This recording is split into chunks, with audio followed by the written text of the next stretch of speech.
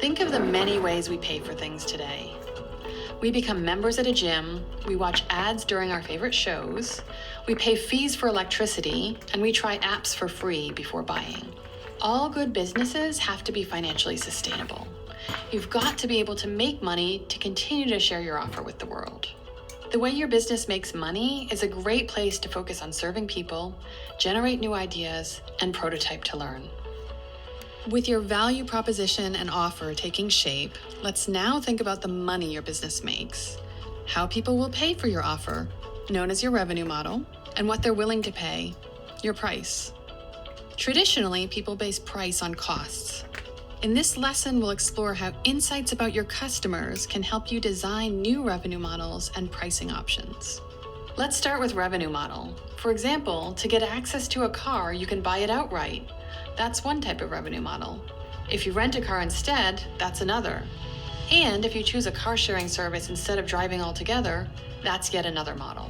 For each of these revenue models, price can vary wildly. We know on the surface, revenue model and price don't exactly scream exciting innovation, especially when they feel set by the market, your company, or the world around you. But we think it is exciting. Imagine if instead of asking what's the easiest way for your business to get paid, you start by asking what's the easiest way for our customers to pay. You can see that your revenue model is actually full of possibilities to get creative and to generate more value for your business and the people you serve. For example, Airbnb unlocked even more value for their business by creating a revenue model that's highly tuned to meet the needs of the people they serve. While other platforms charge annual fees for owners, Airbnb makes it free for owners to list properties and free for travelers to book. They're rewarded only if property owners and travelers are too.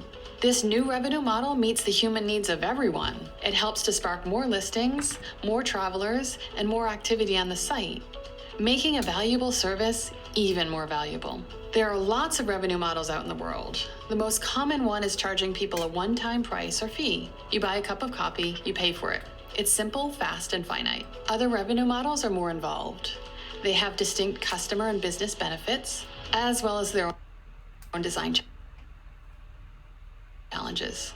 For instance, the pay-as-you-go model of a company like Metromile, which offers pay-per-mile car insurance, benefits customers by allowing them to pay for only what they use. It benefits the business by being super appealing to people who are more occasional drivers.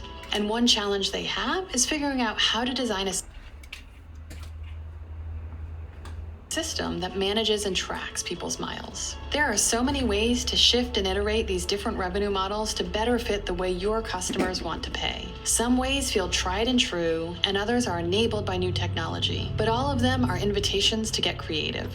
Every revenue model is closely tied to price. Price gets to the heart of how much people value your offer. Typically, a high price means you'll have fewer customers. High-end cars are bought by a relatively small number of people. The reverse is often true as well.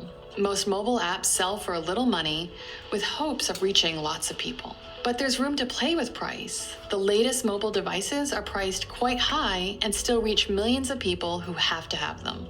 Interplay between revenue model and price is a great place to design. For instance, as Revolution Foods prototyped around their value proposition and offer, they also tested out different revenue models and pricing options. They wanted to answer the question, how and how much would teachers be willing to pay for a dinner kit delivered through schools?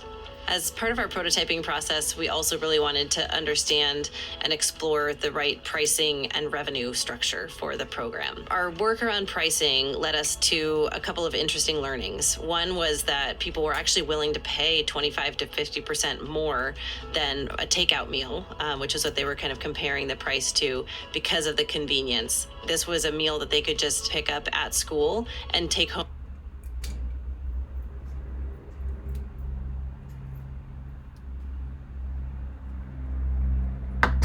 and cook in the convenience of their own home. We also learned that people were open to the idea of a subscription model, as well as the idea of sort of a pay-as-you-go, week-by-week revenue model. And so this helped us to really kind of map the path for where we were going to start, and then where we might eventually end up with the program. The revenue model exercise, we also learned that we could actually end up at a price that was 25% to 50% higher than the price we originally thought we might start with.